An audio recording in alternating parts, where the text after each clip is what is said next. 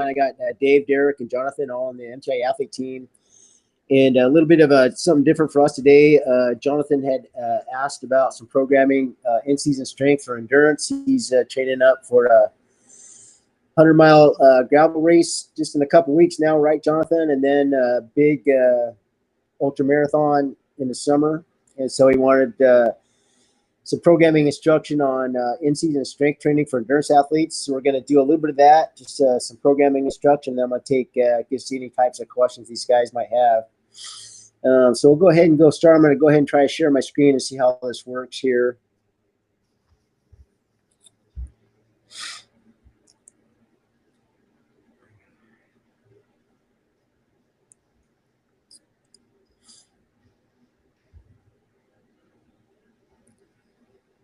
Okay, you guys can see my screen, I think, and then I'm going to try to get my iPad over.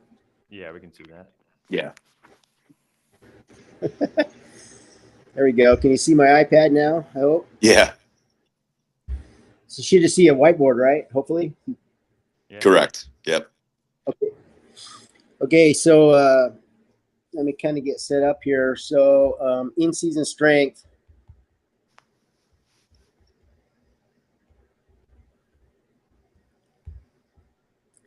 And this is for endurance.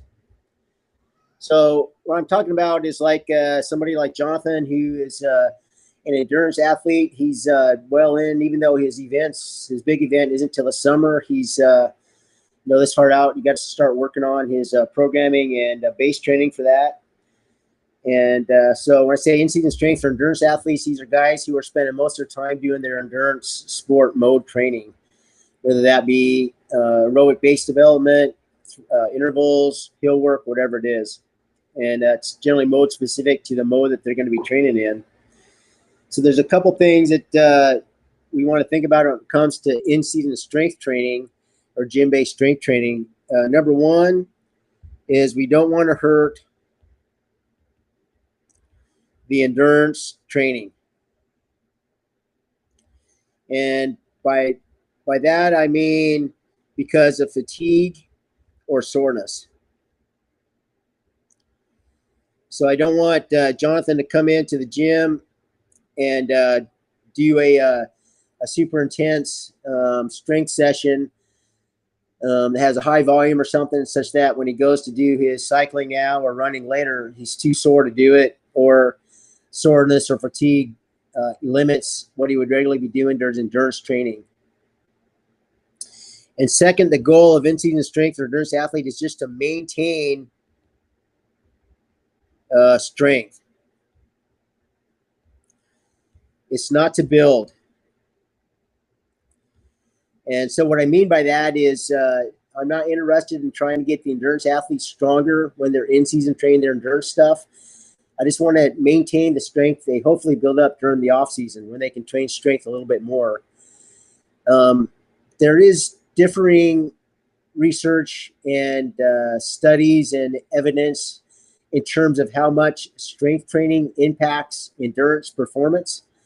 In other words, do stronger endurance athletes perform better than ones who are less strong? And how much is that compared to their endurance specific fitness?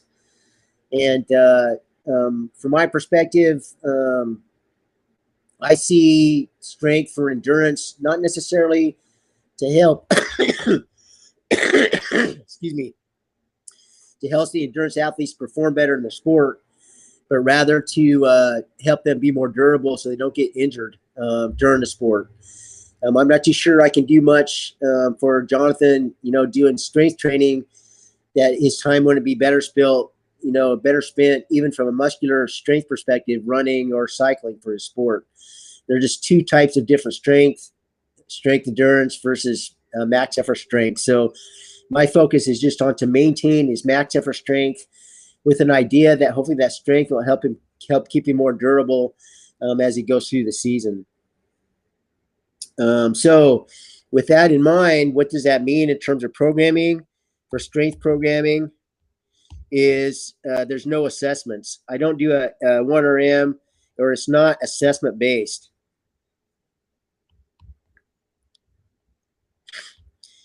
I'm not too sure how many times he's going to get in the gym during his in-season programming.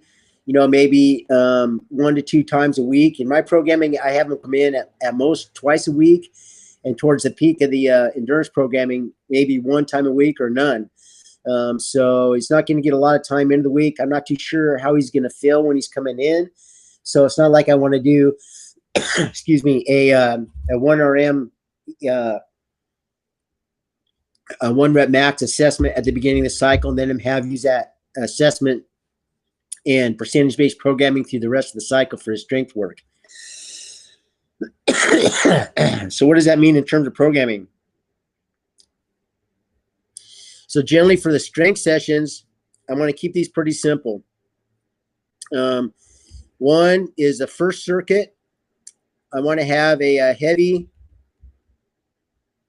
lower body strength exercise.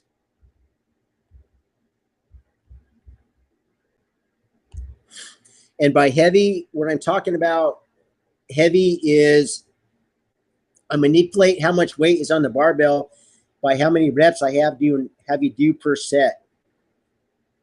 This is intuitive when you think about, well, it's not as intuitive as you think. So if I was going to have Jonathan do 6 rounds of 15 reps per set of back squat, let's say he would be doing 100 pounds, per set, because you have to do 15 reps each set. If I had him do 6 rounds of 4 reps per back squat, he's going to be doing maybe 150 pounds per set for 4 reps. So I can manipulate the intensity or the weight of the barbell, make it heavy by manipulating the reps. And so for in-season programming, the way I like to do it is 6 rounds or 6 sets of 4 reps per set. That's just about in the sweet spot of not being super heavy, but being heavy enough where I'll be able to maintain strength. And so in terms of exercises, for me, I'm looking at big compound exercises, keeping it simple: box squat, back squat, front squat, hinge lift, or deadlift. Jonathan had asked, I think, Jonathan, you wanted to do single leg exercises. You could certainly do that with this type of a set rep scheme. You might need to go to, depending how strong you are, up to 5 reps per set. And the reason I say that, for example, let's say for single leg exercises, a walking lunge,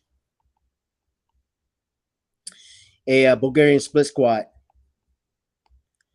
You might be so strong that in your gym you only have, maybe the heaviest dumbbells you have are 60 pounds, and 4 reps at 60 pounds in each hand is easy for you for a Bulgarian split squat. So I might need to take you up to 5 reps per set, but generally no more than 5 reps per set, even for a single leg exercise. The point about it is this first circuit, I want it to be heavy and lower body.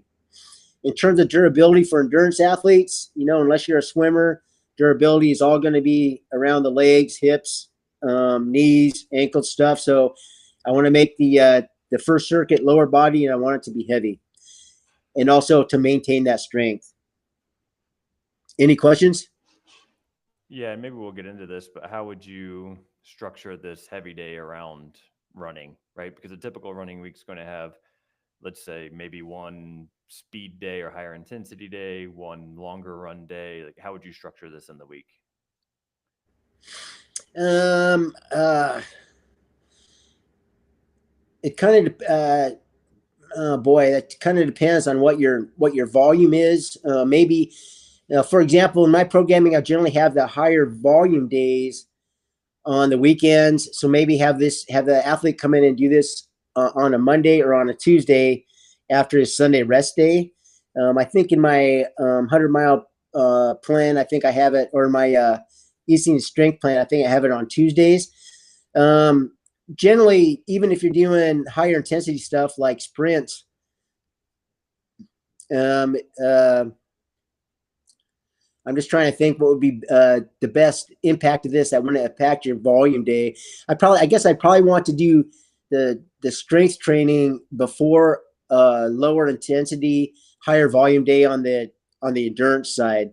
So, for example, don't do this before you go out and do sprints the next day. Do it after you do sprints before you go out and do an easy run. See what I mean? Yeah, that makes sense. That way it wouldn't impact your sprint work, because the sprint work will use more muscular strength than a lower intensity, easy paced, longer run or something. Right.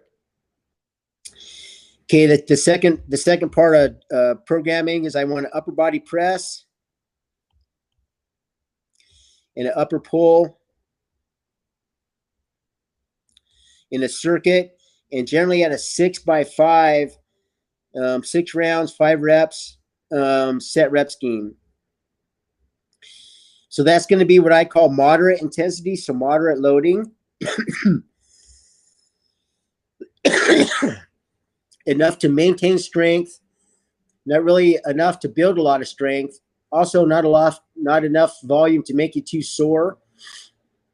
Also, not enough volume to add any mass to you.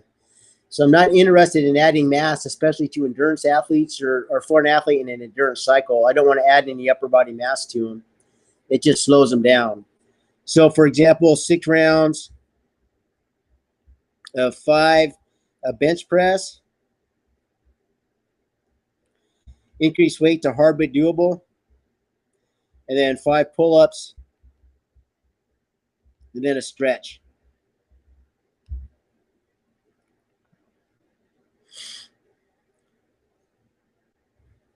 Really simple. Upper body press, upper body pull in the same circuit. You can do these right next to each other.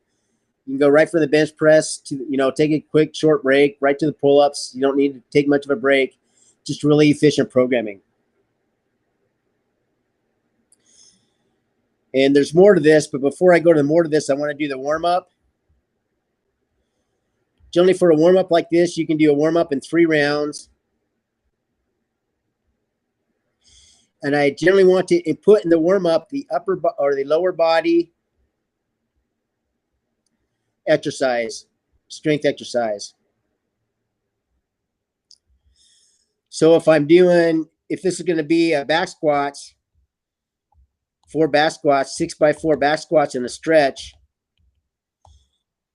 then in my warm-up, I want to do 3 rounds of about 8 back squats just to get you warmed up. And for loading, I'll say start light and increase load as you warm up.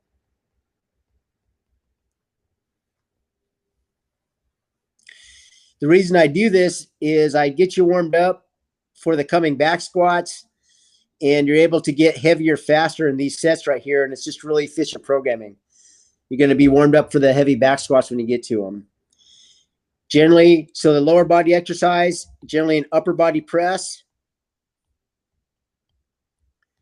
And to keep it simple, you can just do hand release push-ups. Don't have to be complicated. And then for me, I always do an instep stretch and a lat plus pec stretch. So right here, you're looking about 10 minutes at most. Really efficient. You warm up here, and then you're going to come back here, this circuit here. So say 6 back squats, and then a hip flexor stretch. Let me just go ahead and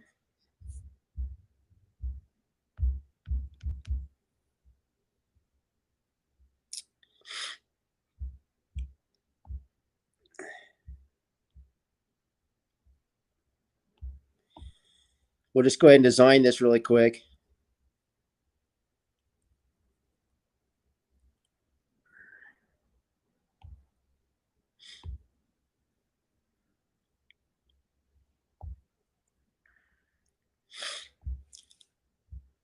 So we're doing a warm-up, 3 rounds,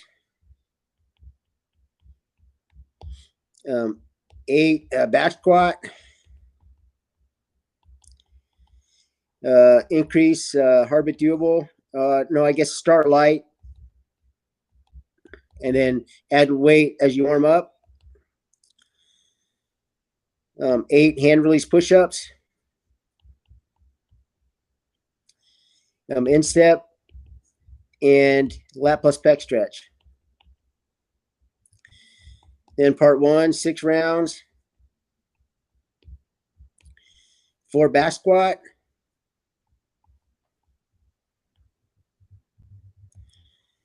hard but doable. So let's say that, he started at 65 pounds here, then he went to 95, and then he finished like on 105. I expect him probably to go right to 135 or 155 or 165 right here for the first set of back squats. And ideally, you want to get to your hard but doable load, by round 4 at least. So 4, 5, and 6 are that hard but doable load. So let's say that's for him like, 195 or something. So work up to it fast. And then hip flexor stretch. This should take about 15 minutes. And then 6 rounds, 5 bench press. Equal hard but doable. Again, try to get that hard but doable load by round 4 if you can. 5 pull-ups, really simple. And then, pigeon stretch. Again, right about 15 minutes. And then part 3, or the next part of the session, I want to go ahead and do a core circuit. A 20-minute core circuit or 4 rounds. Generally, I prescribe 20 minutes.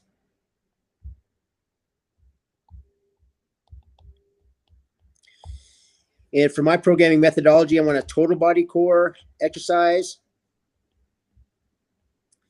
a rotational, and then an extension. So this would be like total body, like sandbag. When I define a total body chassis integrity exercise as an exercise that uses one or more than one movement pattern. So like a sandbag get up, you kind of have a flexion pattern as you're coming up, and then a rotation pattern, and then an extension as you stand. So actually get 3 for 1 with a sandbag get up. A sandbag clean and press, you get an extension to bring it up, and the press overhead is anti-rotation isometric kind of exercise. So I'm looking at generally a sandbag exercise, what I would call a total body. So sandbag get up, sandbag clean and press, sandbag twist and toss, a rotation exercise, a standing Russian twist. Another would be a slasher, a sandbag keg lift, sandbag cross clean, extension exercise, any of our founder exercises. So the 2020 standing founder, swings, kettlebell swings, light hinge lifts or deadlifts, good mornings. So in this example, will be 20 minutes, a 5 sandbag get up at 60 pounds, alternate shoulders each round.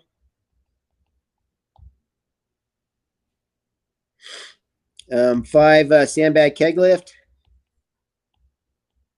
10 total, and 10 sandbag good morning.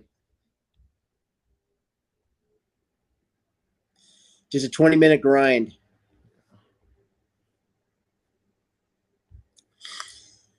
So what we're getting in this strength session right here is we're hitting lower body, upper body press, upper body pull, and then, midsection work fairly good. So this is a really good strength maintenance and ideally durability maintenance programming for the endurance athlete. And in my current in-season train, I have a 2-round. I just call it a durability finisher, which looks at the hip. So this would be like Jane Fonda's hamstring hell. This is kind of optional, but it's just a kind of way just to hit durability again and the glute medius type area and hamstrings of the hip, just to work for durability for the athlete there.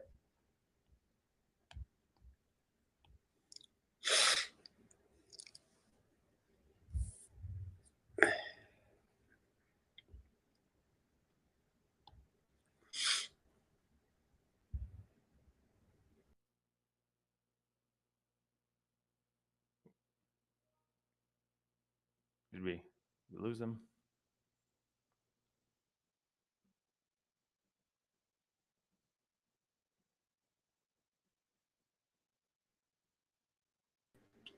There, are you guys? Got you now. Yeah, Hopefully, uh-oh, we may have. Did you guys hear all that? Yeah, we got all that. We just lost you for a second. Okay. I think we're still recording. Any questions about that? Yeah, I've got a few. So that was one session. How do the reps and sets change, if at all, for anybody that's progressing towards, further out to closer in? Do they change? Do you go lower weight, higher reps, or they remain pretty consistent across the board? I know you said we're not going for crazy heavy on those, but does that change at all? No, the only thing that would change, again, well, I focus on the strength training in season is just on strength maintenance. So I'm not really interested in making you stronger. You're going to be losing strength as you're doing your endurance work. There's actually some research that shows that as you do more and more slow muscle twitch activity, your max effort strength is going to decline. This is just to try to maintain it as best we can and not overly fatigue you for your endurance programming. So no, the only thing I would change is to reduce the number of sessions per week. If you're getting into the top of your cycle and you're doing like you were 120 miles, running, I don't know if I'd want you to be fucking doing any strength training that week. I'd rather have you, if you did anything, come in and skip everything, just do the chassis integrity stuff, skip the lower body and upper body and rest. You need a lot of recovery for that type of volume. Yeah. That makes sense. And so that one session, same structure though, if I do, let's say 2, maybe three times a week early in the season, like now, but lower body, and then you have a push pull, and then a course, same structure. You could do different movements multiple times per week. Is that how that would work out? Yeah, generally. Yeah, I would probably just use that same format, and you don't need to get the variety in the lower body programming is for your entertainment. It's not for the value of the programming, right? So if you just did front squat, or if you just did back squats and hinge lift and alternate between those, you would be getting 99% of what you want to do. You had mentioned wanting to do single leg work. You can certainly do that. Just understand the 6 rounds of 5, like Bulgarian split squats is going to take you twice as long as 6 rounds of 5 back squats, because you got to do each leg. You know what I mean? And generally got to take a break between legs. So it just adds up the time that you're in the gym. Yeah. In your training time. Yeah, for sure. And the reason I asked that is because, mainly trail running, it's a single leg sport for the most part, unless you're hiking up pretty quickly. But when you're running, it's. Yeah, so is football and soccer and everything else. But if you take a look at Alabama's programming, I don't think they're doing a lot of single leg shit. They're doing back squats. There's a big debate within the strength conditioning world about how valuable single leg stuff is. I don't think it really matters. We do both. I would always defer to the back squats or the 2-leg compound lifts. It doesn't matter. So yeah, if you wanted to do single leg, you certainly could. Just understand, the walking lunge is one of my favorite exercises. We would find that athletes, their butts would be sore from the walking lunge, not their quads. It was actually a great posterior chain exercise. So I've actually interchanged hinge lifts with walking lunges for that reason. Yeah, but if you just wanted to do walking lunge, I don't know if the Bulgarian split squat's the same, but definitely the walking lunge, heavy walking lunges, that would be great too. It doesn't matter that much. Okay. Yeah. And you can throw a sandbag on your back, so that way, or hold dumbbells, whatever, with a lunge, you can kind of mix it up, I guess. Yeah. The idea though is that you need to make it heavy enough so that 4 or 5 reps is hard but doable. And generally, people with a 60 or 80-pound sandbag, it's not going to, you know, for you, probably not going to be that hard. So you want to go heavy. That's another issue with the walking lunge stuff is, you know, you want to have dumbbells or kettlebells that are heavy enough to make it work. Okay. You'll be able to get more. It'll be more difficult doing Bulgarian split squats. You won't need to go as heavy. But just think about that. If 5 reps is easy, you got to go heavier. Don't go more reps. That'll just tire you out. You got to go heavier. Okay. So you could do them with a barbell. Do in place squats. You know, where you kind of just get in the squat position and you just, you know, reach down and tap your knee, or you could actually do, you know, step forward into it. The only problem with the barbell is if you can't get back up, you're kind of stuck underneath the barbell and you're going to have a wreck. That's all right. Just tilt it one side. You'll be all right.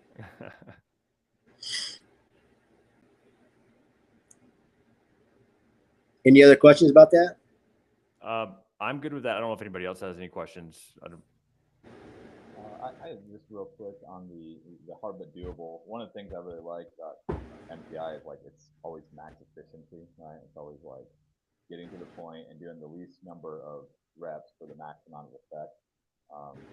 It's sometimes easier, you know, leave 1 to 2 reps in the tank. Is that kind of the same thinking here, or are we trying to get a little bit closer to failure? Hard but doable should be fucking hard, but you should still get it. So yeah, you know that the final set should be pretty damn hard. Yeah, you want to be training close to, you know, your maximum ability at the end of that set. It's a little tricky, you know, because you're doing multiple sets of the same number of reps. But yeah, you know, that last one, you should be a little bit scared whether or not you're going to make it. That last set. It should be hard. Yeah, thank you. Yeah, I'm not one of those guys who want to keep 1 or 2 reps. You know, as long as you can bail safely. You know, like when I do bench press, I never put the collars on so I can dump it. You know, and then when I do back squat, I always use, you know, the rack thing. So if I got to dump, I can dump it without taking my head to the floor. The you know, the rack arms or whatever. Yeah. So and then if you're doing a front squat, you can just dump it. You know, deadlift, you can just dump it. You don't want to strain through, but ideally, yeah, the last set should be hard for sure. Any other questions about that or anything else? Yeah. So I guess, what do you define? I would be in my end season right now. All right. I have this bike race you mentioned in a couple of weeks. I have the 100 miler in August. So I mean, my off season's pretty short then. It's going to be going into September. And I guess the question is, I'm going to go straight into elk hunting. How do we, maybe as we get closer to that, do we start to add in more rucking specificity, or what does that look like getting more towards, you know, end of running more towards hunting? Well, if I remember right, what date is your UTMB? What date is that? August 29th. And then you're going to start elk hunting on 1st of September, I imagine, if you're bow hunting. Well, or close there. Yeah, I'll be in Europe still, but mid-September, yeah. Yeah, here's the problem is that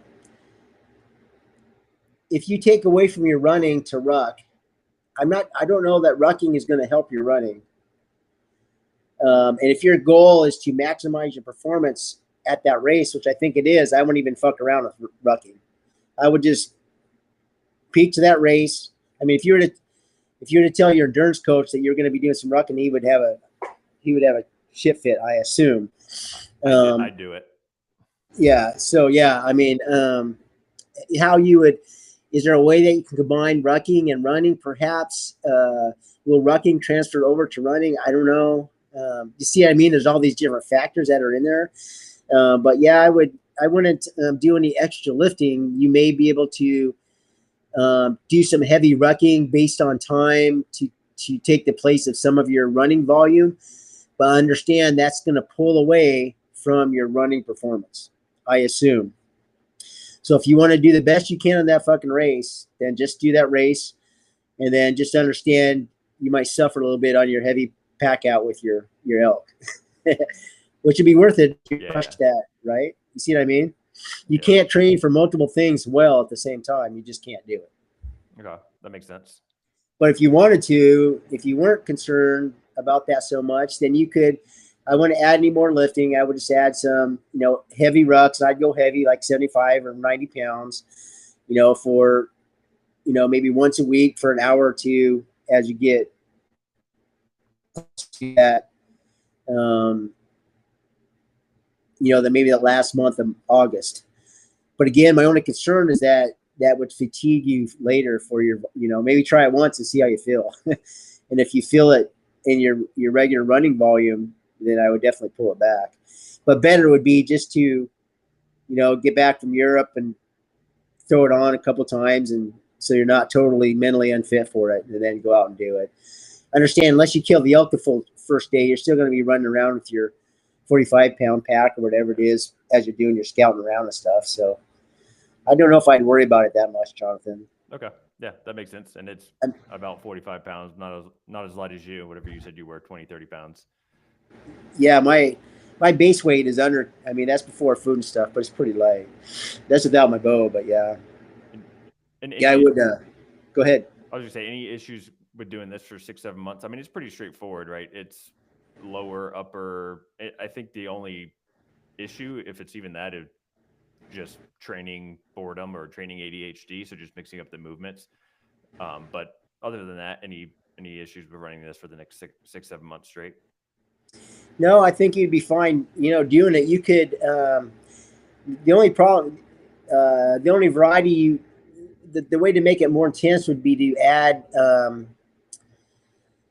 an assessment and then come through with an assessment. But I just can't do that because I'm not too sure how you would be able to perform. For example, if we did a 1RM back squat and then the programming called for 4 by 80% of your 6 rounds of 4 80% of your back squat 1RM, and you're coming in from a heavy volume running day, you may not even be able to come close to that because you see what I mean? Yep. Whereas if it's hard but doable, then it automatically scales to your incoming fatigue that day. To see how that works. So yeah, I would probably just do this. There's nothing, again, complexity in the programming is only for your entertainment. It's not going to check, too complex, and it'll just make the fitness programming less effective. So yeah, if you you could just, if you wanted to change it around, you certainly could.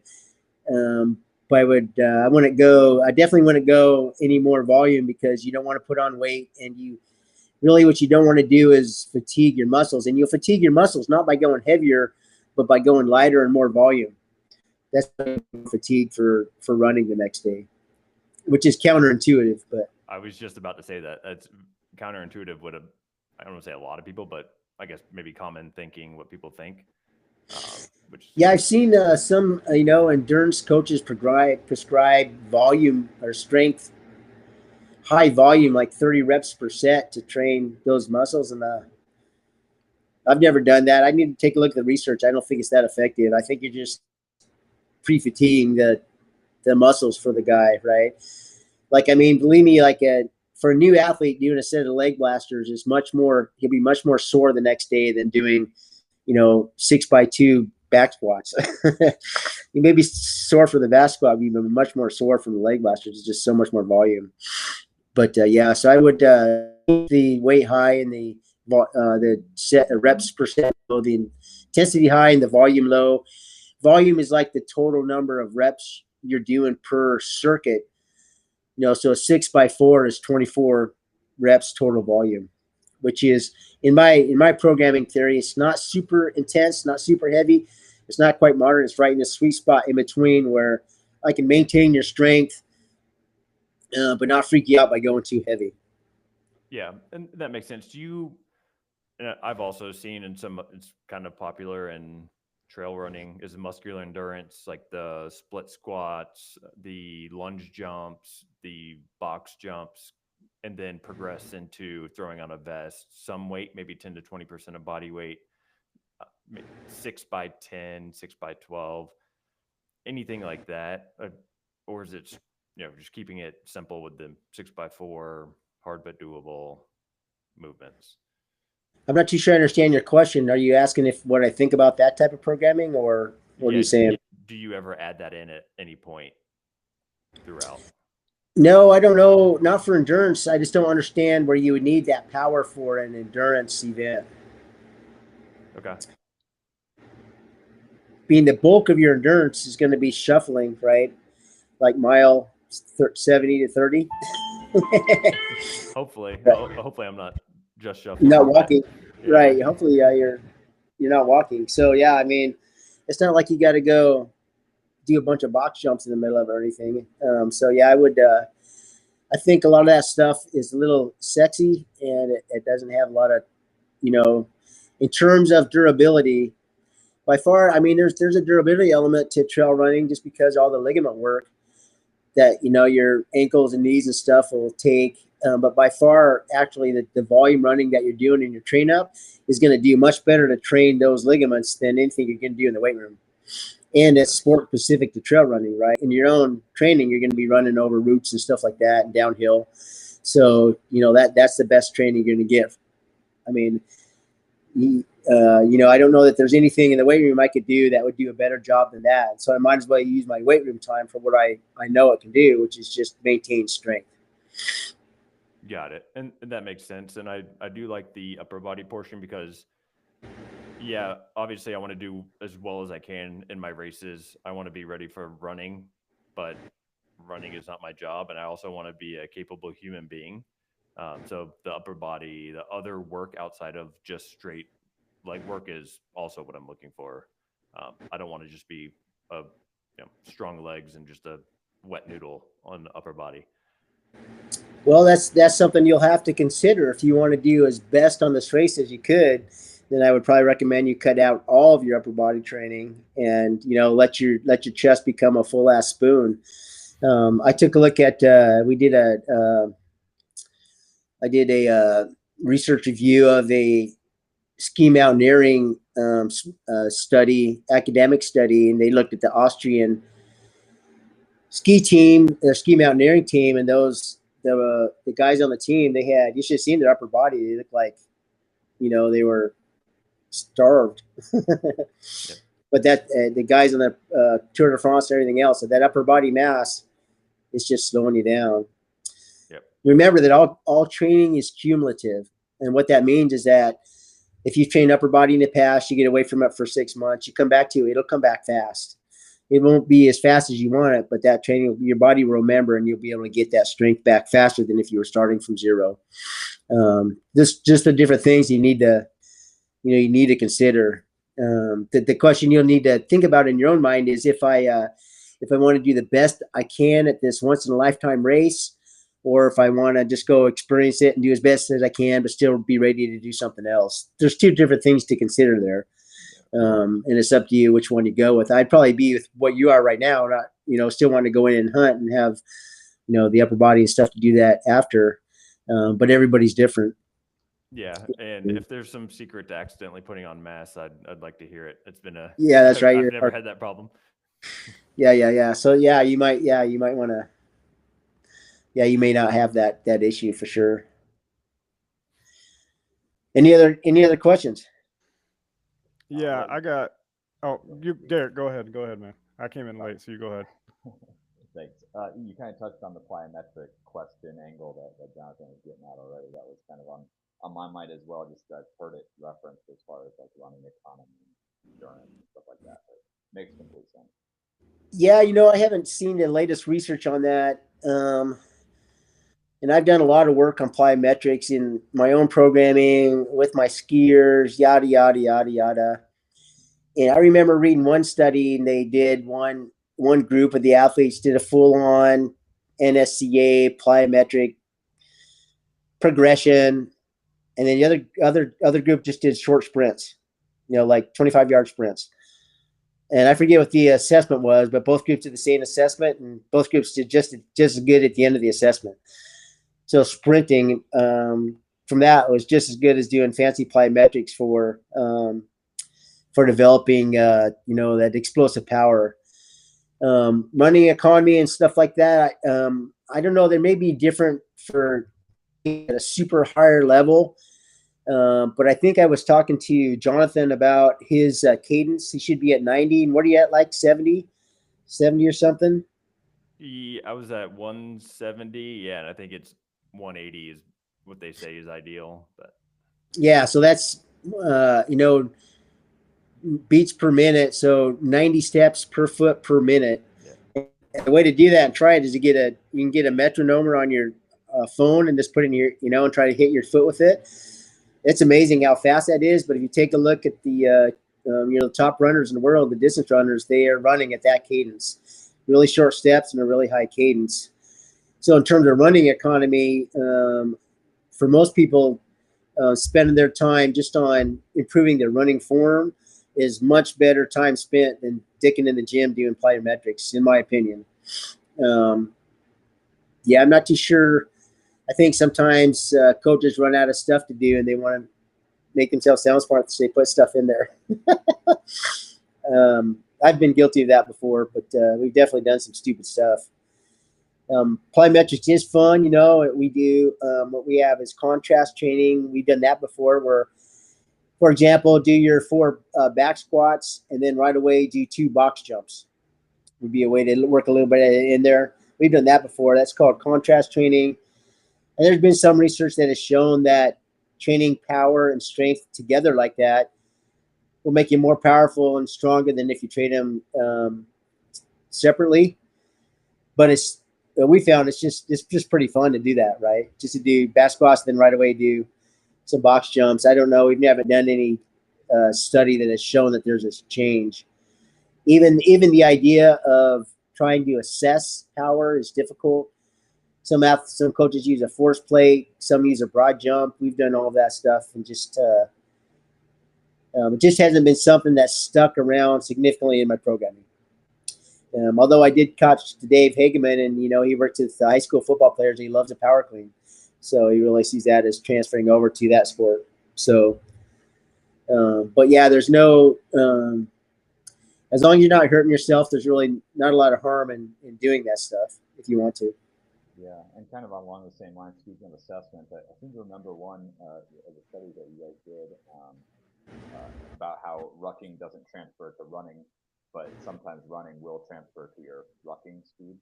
Have you seen that? Yeah. There's been quite a few studies that shown that running speed is a great predictor of rucking speed, but not necessarily vice versa. It's a better predictor than max effort strength. I can't remember what the study's shown just in terms of body size. For example, if we're both rucking 50 pounds and I weigh 150 pounds and you weigh 200 pounds, I'm carrying 30% of my body weight. You're carrying 25% of yours. You should go faster, right? That's also comes into play. But yeah, I think that by far running speed is the biggest predictor of rucking performance, which means it's just an endurance. It's an endurance event. Right. Yeah, thanks. There is some, I think that one of the interesting things about rucking, especially heavy rucking, is they're just used to the load and figuring that stuff out, that if you haven't done it, it'll, it's like doing sandbag dips the first time, it just crushes you. But if you got to get used to that load. That's one of the reasons I told Jonathan that, if he wants to add some rucking in, just go heavy with it. And, just so he's used to that kind of carrying that load mentally, if nothing else, when he gets to hunting season. Because you'll lose that mental fitness, I think. Yeah. You'll lose that mental fitness, what it's like to be underneath that load and that uncomfortable feeling. And it doesn't take too many times. Do it a time or two, throw on a heavy pack, remember where it rubs or where it doesn't rub and what it feels like. And yeah, you pick it up pretty quickly, in my experience. There's some skill there too, and it took me a while to know that I needed to get the weight high on my shoulders, and like I can't use a weight belt at all. I carry the load totally on my shoulders, okay. And I've always had better luck with that. Other guys carry different, but for me, that's what works. Very little. My weight belt is always loose or undone, even for a heavy load. Yeah, and the mental fitness is so important. Like doing 40 minutes of the step ups in the Alpine fitness assessment recently was a whole different beast that I hadn't touched in a while. So. Yeah. Next time it'll go a little better. Go ahead, Steve. What was your question? So it actually kind of was just answered. It was the whole, is there, because you're talking about rucking, how it doesn't translate to running, which I found, because I'm halfway decent at rucking, but I suck at running. And so then I was wondering, well, does running make you better at rucking? Which you guys just answered. So that was easy enough. I guess, actually, I do have one question with that. So I read an article that you wrote a few years back, because I've been trying to improve on my running, because it seems like running is going to help with rucking, endurance, all that, aerobic capacity. Zone 2 cardio is becoming like a new thing, because I wasn't a big runner. So I started getting into the zone 2 stuff. I saw some improvement of it, but I remember reading your article and that you were going to mess around with it a little bit. What's your opinion now with zone 2 cardio? The data on it is fairly damn conclusive. The idea is that it makes everything much more efficient. And easiest way I know how to explain it is, if I was to take and say, okay, I want you to run within 5 beats per minute of 180 minus your age. So how old are you? 32, right? Yeah, 32, 33. Right. So that's like 138 or something. Yeah. So if I had you to run between, let's see, 133 and 143 beats per minute for an hour each day, or let's say 4 days a week for 6 weeks. And at the beginning of I want you to tell me at the beginning of that how many miles you ran in an hour, and tell me how many miles you ran at the end. Let's say at the beginning you ran 4 miles. At the end you ran 7 miles. Okay. What happened? Mileage I've got increased. Right, but I've got that governor on you, right? You're running faster, but you're not running harder. Yeah. Because I've got you governed by making you run in that beats per minute. I've got you governed. So everything has become more efficient. Your running economy has improved. You've gotten used to running. And more importantly, your body, your cardiovascular system has become much more efficient. And so what that means is that your slow has become, that's really a slow pace. That's not like that zone 2. It's like you can almost talk in full sentences. When you first start, you'd be like, man, this is so slow. Your slow has become a shitload faster. And so for endurance athletes, what that means is that their ability to go longer improves also. There's a little bit more to it. But when they really start, not only is their slow faster, but their ability to go hard, they can go hard, their heart is faster, and they can go hard longer, which means that they're able to really outpace everybody else. So that aerobic base, it's called, is really valuable for endurance athletes. I understand that conceptually. My issue with it has always been there's never been a really good assessment of when you have aerobic base and when you don't have it. I don't mean to get geeky here, but Jonathan's doing a 100-mile ultra race in August. I mean, what is the definition of aerobic base for him? When does he have enough for that race, and when can he start working on his speed work? Nobody has done a good job of defining that. And does his definition of aerobic base or adequate aerobic base for a 100-mile event, is that the same as it would be for a 50-mile event? Or there's a lot of work on endurance programming, but I can't find anybody who answers those questions. And that's my frustration with it. I generally like to have an assessment, something I'm knowing I'm working towards. But we're actually gonna get some lab rats and do some more work on this idea. Jonathan has already done some lactate threshing. Some athletes do it with lactate type threshing.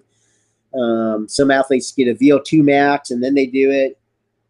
So we're going to do some more work with it.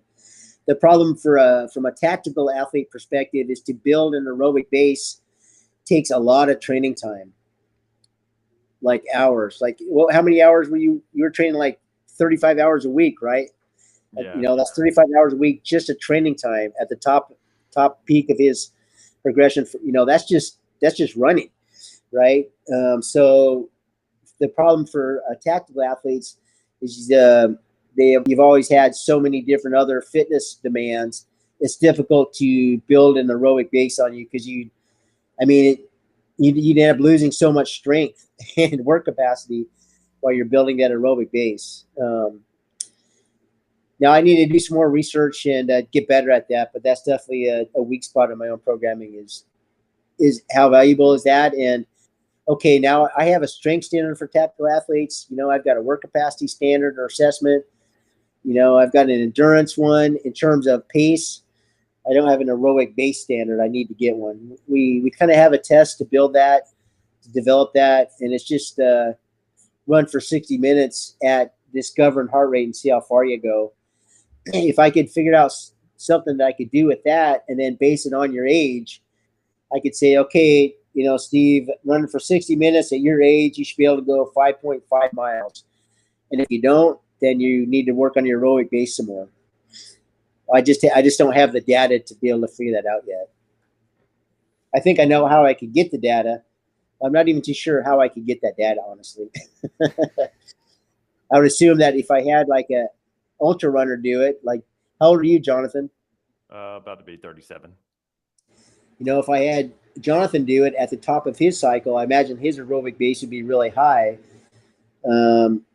So maybe he would be at the top of it for 37-year-olds, and it has to be based on the age of the individual athlete. It's so complicated. And ideally, the test is simple, so we don't need a fancy gizmo or a lab test or something. Anyway, it's a weakness in my programming that I just haven't figured out how to fix yet. I've been working on it for years, but still working. Gotcha. Appreciate it.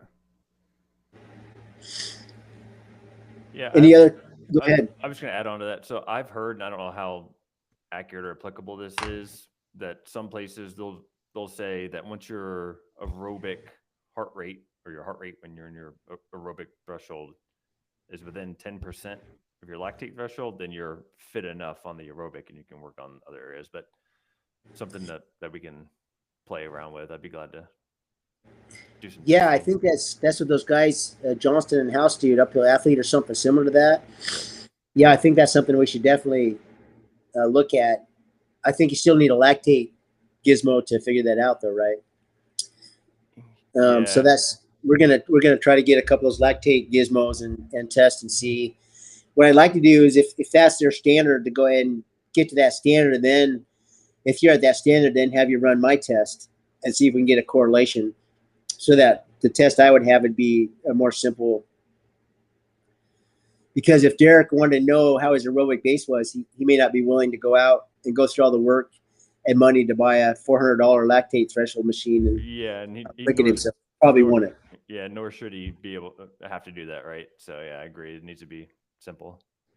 So if we could do, and we've done that before, like we, for example, created a VO2 max test in my gym.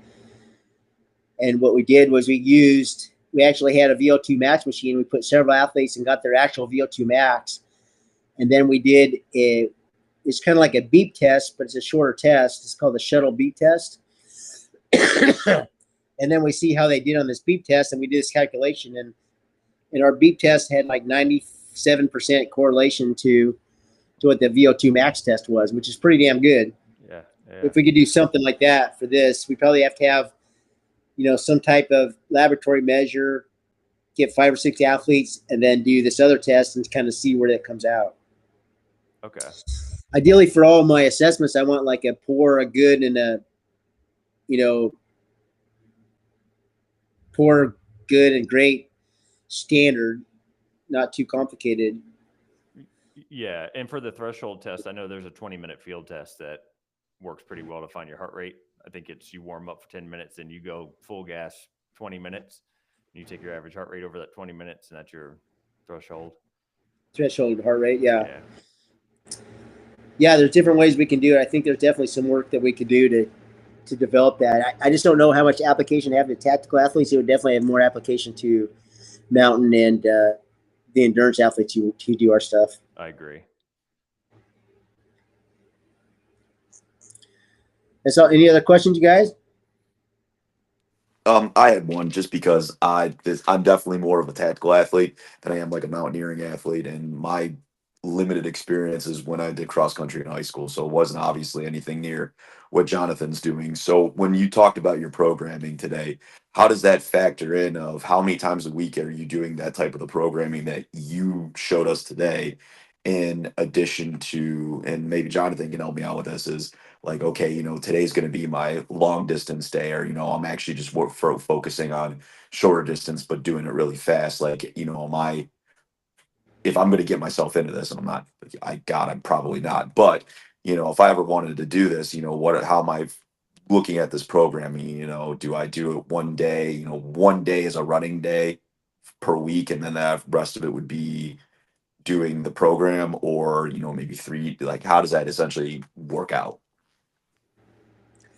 That question's too general for me. What are you training for?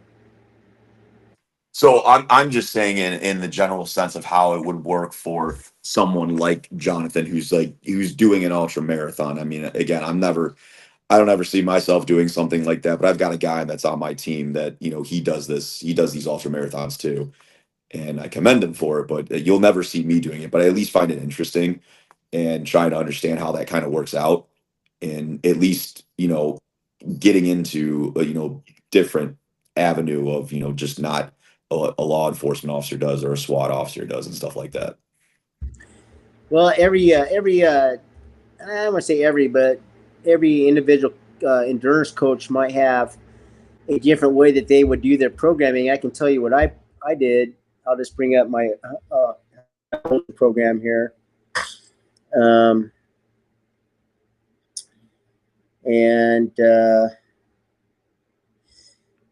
So it's a 6-day a week program. Mondays are rest.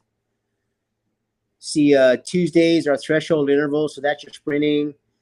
Wednesdays are the strength day, pretty much what you just saw. Thursdays are long, easy paced or aerobic run. Depends on, I'm just looking at week 2, and it's 11 miles. Fridays, I have chassis integrity, and then Saturday and Sunday are long runs, you know, like 10 and 8 miles. And then that increases over the course of the week. Let's see, at the top of the progression, it kind of it depends on how long the race or how long the event you're training for is. This is for a ultra run. Let's see.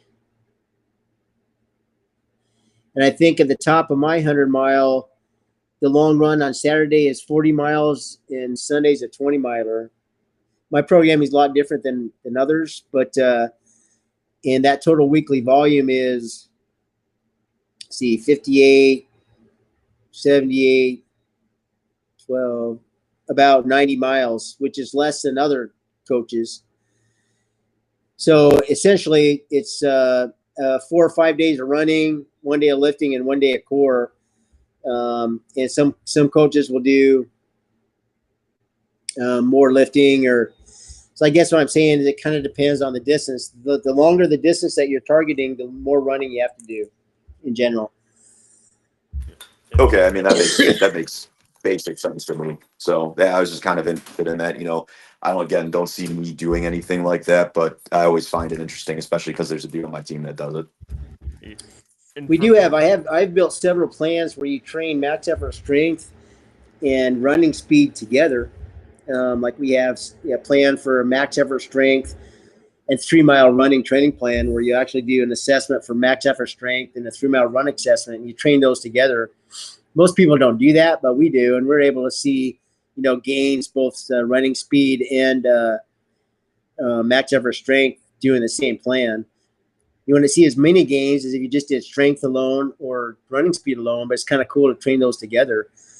So if you don't want to get totally away from lifting and you want to do something like that, check out one of those plans. And, you know, if you're not doing any running, I probably recommend the max effort strength plus 3-mile run training plan. That'll push them both. But it kind of depends on the individual coach, how long the event distance is, how many weeks you're training running per week, and how much you're running per day. But in general, I think the max effort strength, you know, you're training 3 days, strength 3 days a week, and running 3 days a week, so you're able to do it. My programming. Hi, Wyatt. How are you? You jumped on late. How are you doing?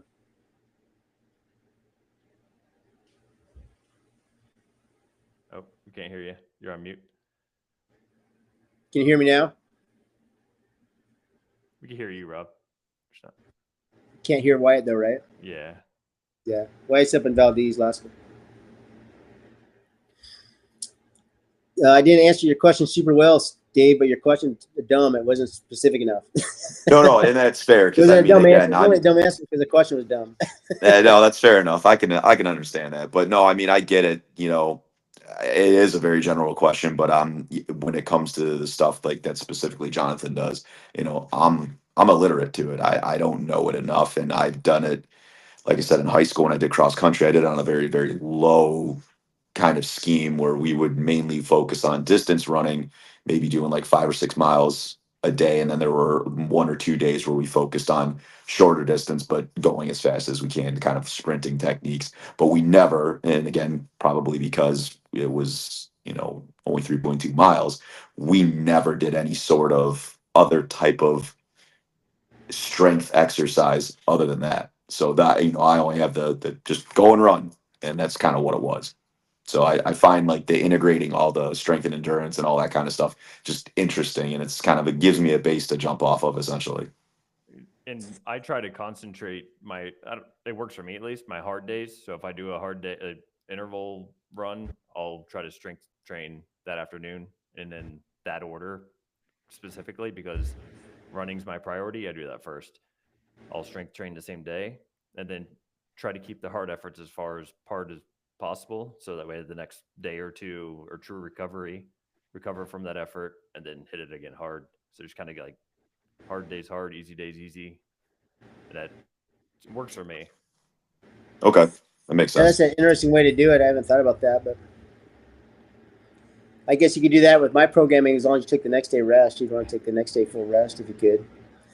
Yeah, if you haven't done any long running, you're interested in it, I would tell you to do it. Start doing it. You know, you do it through my programming or the program we have online, real easy. You know, just do a 6 mile run training plan, and you know, just I think the longest run is like 8 miles. You do 6, a lot of 2 mile intervals. Okay. And I do know that as I grew older, into my late 30s and 40s, I tend to gravitate more towards endurance programming. I don't know if I spent so much time in the weight room where I just didn't like that hard impact anymore, or that the sports I was doing are more outside like that. And I like training outside more.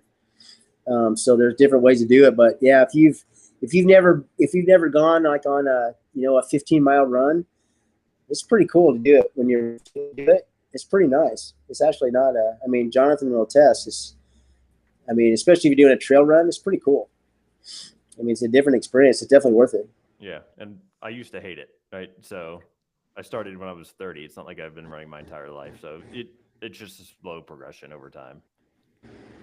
Yeah, Okay, it's pretty cool to go out and go. You know, I haven't done it so much, road running, but definitely, like 20 miles in a day in the mountains is constant movement. It's a lot of fun. It's enjoyable. It's not a burden. Cool. Thanks.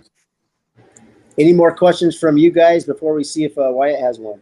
Yeah, I got one question real quick, and it's for both you and for Jonathan. So, like I said, right now my focus, because I'm extremely deficient, is long distance, just aerobic base running and getting, I was always a sprinter, explosive strength guy.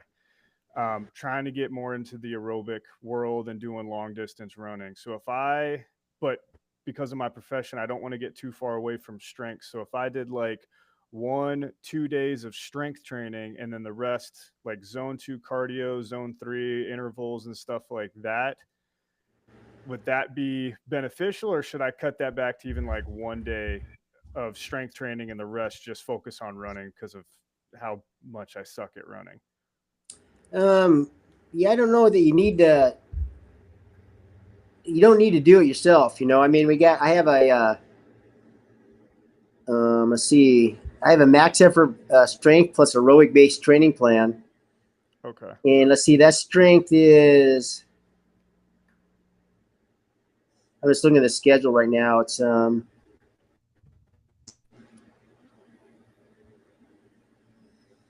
2 days of heavy strength, just one unload day of chassis integrity, and 3 days of running. Okay. And the running is all at the easy pace, aerobic base.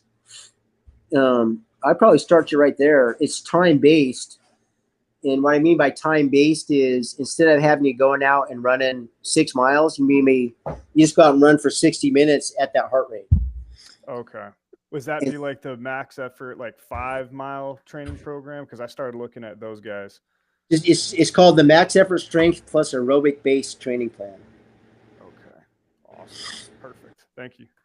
And so that'll get you, in the gym lifting heavy a couple days a week to fulfill that need, and then have you out doing some long, easy. It's all easy pace, running, and help build that aerobic base. It'd be a great place to kind of start and get used to it. I think you'll come to really like it. At least after you get, I probably have you read. There's a book called.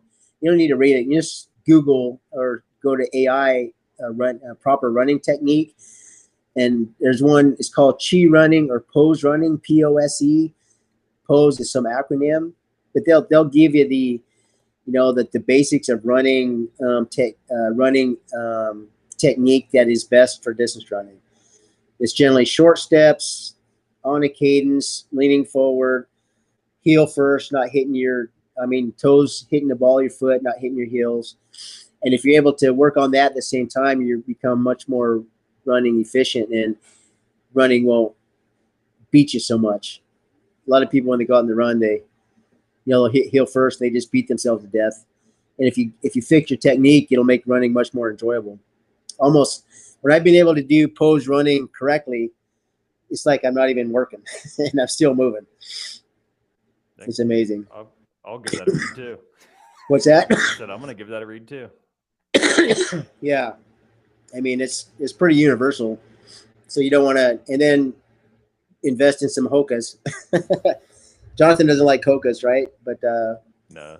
Some shoes with some good running shoes. Yeah, but where you're at, I would do it. It'd be early morning in the dark when it's cool. Yeah, summer's almost hitting. It's going to start getting up there a little bit. Yeah, you have to be in early morning in the dark. Jonathan does all his stuff in the dark. Yeah, favorite time of the day. Good time to train. Any questions for you, Wyatt, that I can help answer while you got me? Yeah, thanks for taking a second. Sorry I'm late. I've had 2 flight delays getting back into Valdez today, so it was a bit hectic for me. Yeah, no worries. Yeah, I'm sorry I missed all your all's questions. I'll probably go back through and watch that because I'm sure it'll be helpful. But I guess a main one I have is like, how would you recommend like training like fatigue, like kind of like the last few years I've been doing some bigger days, and I'll come after like back from those days and I'll weigh like 4 pounds less than like I started, just like kind of over like a course of like a really short amount of like a 1 or 2 day stretch. I'm just like kind of consuming like my weight. Sometimes it feels that way. And expedition wise, like I'll come back like 10 pounds less, and that's kind of like the most I'll get to. But I'm kind of wondering if there's anything I can do to help me maintain that, like my energy level with training particularly, so I'm not kind of just eating myself, I guess, is what it feels like sometimes. Yeah, there's a couple questions there. One is fatigue, and the other is weight loss. I would assume that weight loss on a shorter event, like a 12-hour event, your weight loss is mostly water. But on an expedition, you probably are losing fat and then losing some muscle too. And that's because you're burning more calories than you're consuming, based on that event. And it's difficult on an expedition or even a backcountry hunting to eat enough calories. I find even when I go, back for a week or more, I'll lose 10 pounds backcountry hunting. And part of it is I'm not eating enough. The reason I'm doing that is I'm not eating enough calories. And one of the reasons I'm not eating enough calories is I'm not as hungry as I usually am for whatever reason. When I'm sitting around the house working, I eat more than when I'm moving to the mountains. So there's two things to kind of consider there. One is fueling, and the other is performance when you're fatigued. I know that you can, the fueling thing, I assume you do event nutrition. I mean, are you doing goos, or what are you, when you're on your expeditions, are you taking gels or goos as you're moving, or aren't you? Or are you just stopping? Yeah, I'm doing like dried fruits, fruit leather, some gummy bears with like the fruit juice in it. Those are kind of my go-to, just because they're already like pre-packaged and I can kind of like think through of when I'm gonna eat. Um, particularly is the only reason I've gone with those is that I can like count the hours and think I can have two an hour or something like that and Do you not run do? out I of mean, food. like I would set an alarm on my clock. I know that when I've done gels every 45 minutes as prescribed by the back of the package, it's made a huge difference in terms of my movement in the mountains. But I had to set my damn watch alarm every 45 minutes to remind myself to do it. Are you that disciplined or not? No, but I can be. I haven't actually uh like done that before. I just kind of like eat when I take stop like breaks and stuff when I start to be a little bit fatigued and get like a belay rest. Yeah, I think But it's different when you're alpine climbing. When you start, it's easy to do it, but yeah, if you can set up your system so that you can eat almost any time and do it religiously, I think you'll find you'll be able to keep more weight on, and you'll be able to stave off fatigue. You won't bonk as much from a nutrition perspective. So that'd be the first thing I do. The delivery system and the product is a whole different animal. One of the problems with gels is they always make a fucking mess in your pocket. There's a garbage with it. If you use like the little gel shot on your shoulder and it's gonna freeze if you're out in the snow. There's a bunch of different products and what is the delivery system. If you eat like a granola bar, you got to drink with it. Anyway, figuring out what the best system first is figuring out how much you need per hour. And I forget what goo. I think every goo. Help me if you can, Jonathan. What is a goo, like 150 calories or 200 calories or something? They're probably like 100. I think they're 22, 23 grams of carbs in those little things. Yeah, so about 100 calories, 22 grams of carbs. I think it's like every 45 minutes. So if you just kind of think about that many calories every 45 minutes, and you can probably just get a thing of goo and look at the back of it and kind of use that as a guide, and then figure out that's what you're going to need, and then figure out if you can find a delivery system that works for you. Like they have the little, like the gummy bear things, or like the goos that are like gummy bears. I know that the Science Nutrition, the goos, and the other companies, the sugar they deliver is optimized for energy. It's not the same as like sugar in a candy bar. So there's a reason they charge you more for those products. And they have some science behind them. You can also do stuff on your own, make your own stuff, but it's not going to help you if you're only eating when you're stopping or when you're feeling hungry. You're not eating enough. In fact, you shouldn't be stopping because you're hungry. You see what I mean? Ideally, the other thing that I'm actually having a dietitian doing a study on for me right now, or she's going to do a paper, and we're going to take a look at the products where you can drink your calories and electrolytes and your protein all in one package. So it's a powder mix you put in your water. And there's a few of those out. I first heard about them a few years ago from cyclists who use them. That might be another way to do it, where you're able to get it all at once, and the delivery system might even be easier than, because if you shoot a gel, you still got to take a drink of water. I don't even know, like a lot of alpinists, they don't use Camelbacks, right? They'll use their water bottles for whatever reason. I don't know what you use because a hose freezes or whatever. It seems like some of the guys I worked with, they thought Camelbacks were for rookies and said they only use Nalgene's. Yeah, you only pop a Camelback one time, and then you're over it. Over it, right? Yeah. So Yeah. yeah. So I mean, there's all these different things that kind of come into play, but yeah, that's ideal if you can. The delivery system is important, and and it's important because it has to be convenient, that you don't have to stop and do a full stop to get it. And there's somebody out there who's figured this out. I just haven't researched it. Maybe that's a study that we need to do. Find out what the best alpinists are doing now, but the fastest ones. And because it's totally different on the alpine side than it is for like ultra running. But you got to find your fuel source and be able to take it normally. And then when you do stop, make sure you're getting enough calories when you do stop. And I think you're winging it right now. The idea would be to professionalize your nutrition and stop winging it. Try to figure out how many calories you want to get each stop, and then have it prepackaged, ready to go. Like in each stop would be its own Ziploc bag or something. You take it out. That's what I do for hunting.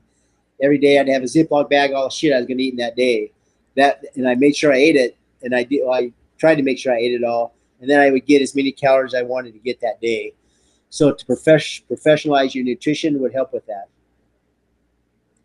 Okay, is there like a certain data marker that I could use if I like were to repeat something like the same climb, like kind of try to limit like a lot of the other factors, but just kind of like look at a certain like time or heart rate variability, or what would Do you? you wear a Garmin watch or anything right now? I wear a Fitbit right now, and it has like SpO2, heart rate, HVR. What I'd want to temperature. know is if you could keep it running the whole day and see what your total caloric burn was. Okay, yeah, it actually does. It does do that. I don't actually know much about what that necessarily means for me. Like I just kind of like, oh yeah, it's Well, if you 3,000. Like so. wore it, if you wore it, on a trip, like just a regular one day, trip takes like 12 hours and come back and it says you burn 5,000 calories. Then like, all right, now I got to figure out, if I was to replace all the calories I burned in my nutrition, you see how you can reverse engineer it. We would help you if you can get if you could get your caloric burn for a trip. I could help you figure it out. It'd be kind of a good experiment for me to do, actually. Yeah, I actually have all that information at least from this season. So I'd definitely be interested in So what we would need, what we kind of need to know is if we try to get, if you have it from several trips, we could say, okay, here's what your average caloric burn is for a day. I'm gonna be gone this many days. How much? Your nutrition is gonna be different for a day trip versus an expedition where you have a base camp, because you'll be able to eat at base camp and keep more food there, right? But you're worried about a couple things. When I say event nutrition, I mean movement nutrition, and so that's the nutrition you're getting while you're moving, and then your base camp nutrition will be different, like dinner at night, right? It's a little bit different. I would. But you can kind of, when I say professionalize your nutrition, that's what I'm talking about. Figure out how many calories you're getting. Figure out how much you need to get when you're moving. What the interval should be, probably every 45 minutes for constant movement. How many calories you want to get each time, and then what delivery system is going to work best. There's other things involved too. Like if you're doing a 12-hour trip and you're eating strawberry gels the whole time, maybe at hour 8, strawberry gels start making you throw up, right? That shit comes up. Jonathan can attest to that. Although if I remember right, you haven't had stomach issues ultra running, right, Jonathan, yet? But no stomach issues, but I do get palate fatigue, and I just don't end up taking in calories if there's something that you don't want to eat or you don't want to drink. So I try to get more real foods in, especially if the intensity is a little bit lower, like something that you enjoy eating. Yeah, so that's kind of two of the, and the other thing is weight. Like one time I did I reverse engineered a nutrition for Jessica Baker. She was doing a 12-hour ski mountaineering trip, and she would have had to carry 8 pounds of gels to get a gel every fucking 45 minutes. I don't think she was going to do that. That's a lot of gels, right? Gels are actually pretty goddamn heavy, but that's part of it, right? Is you got to take a look at the weight, because that's the weight that you got to carry. So there's different. I mean, what I say is you get your ideal, and maybe the ideal is 8 pounds of gels for you. Like, I'm not going to carry 8 pounds. I'll carry 5. You know, how can we mix this up? Just do the best. You're probably going to lose a little bit of weight each time, especially on the expedition. But the idea is to. It sounds like you're finding that you're running too low on calories and it's affecting your performance, and we can fix that. Yeah, that would be helpful. It also, like, I feel like I get to like a mental state of like sluggish too, which is like not always ideal when you're trying to make decisions. I think like a pairing would be like really helpful to figure out. So yeah, I definitely appreciate that. Yeah, I know if you get hungry, you will get mentally sluggish. So yeah, that could cost your life, man. You got to get that fixed. So yeah, so offline, just tell me what you got in terms of data, and I'll work with you, see if we can figure something out to reverse engineer it. Okay, yeah, I'll try to, like, is like in an Excel sheet, okay? Like kind of like the climb and the pitch, and then like how long, how many hours and stuff like that, or Yeah, all the how information you that want you that? can send me, we'll take a look at it. We'll need to dumb it down, but try to get something that at least a baseline we can kind of go with. Ideally, we're probably talking. Maybe we should start with like a 12-hour trip or something, or a sunrise to sunset trip or something, like a one day Okay. event, and they kind of go with that and test it there, and then we could move on from there. Okay, yeah, that'd be great. Good. Okay, any other questions, fellas? No more questions. No, thanks, Rob. All right. Talk to you later. All right, bye, guys. Thank you, Appreciate Rob. it. All right. Appreciate it. Thank you. See ya. Bye.